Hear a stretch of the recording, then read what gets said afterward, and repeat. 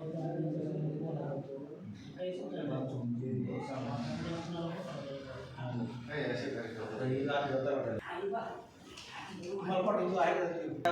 ग्रामसभेमध्ये एक ग्रामस्तरीय समिती स्थापन करायची आहे. मुख्यमंत्री समृद्ध पंचतंत्र अभियान त्या समितीच्या मार्फत आपण सर्व कामकाज करायचं आहे. तर या समितीमध्ये अध्यक्ष म्हणून आपले सरपंच, ग्रामपंचायत पूर्ण कार्यकारिणी, सरपंच, उपसरपंच, ग्रामपंचायत सदस्य,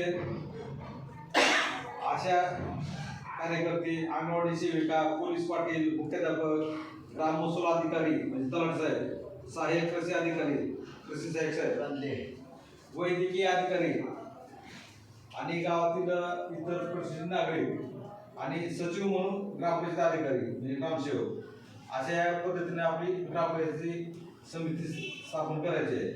आणि कार्य म्हणजे पदसिद्ध असल्यामुळं असं ग्रामसेवकातून निवडण्याची काही आवश्यकता नाही. पदसिद्ध सर्व अधिकारी आहेत, पदाधिकारी. आणि याच्यामध्ये दुसरी एक आणखी लहान गट हे स्थापन करायचं आहे. सुशासनयुक्त पंचायत, लोकाभिमुख सक्षम पंचायत प्रशासन हे तयार करणे.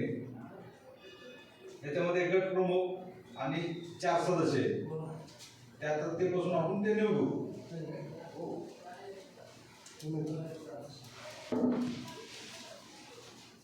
आणि याच्या आपण ठराव करून आपल्याला ह्या अभियानामध्ये आपल्याला सर्वांना सहभाग घ्यायचा आहे. या अभियान आपल्याला 31 डिसेंबरपर्यंत चालवायचं आहे. तर गावामध्ये पूर्ण स्वच्छता करून घेणे. याच्यानंतर आपल्याला याच्यावर एक समिती येते म्हणजे पडताळणीसाठी येते, तपासणीसाठी. तपासणीमध्ये सर्व गावातील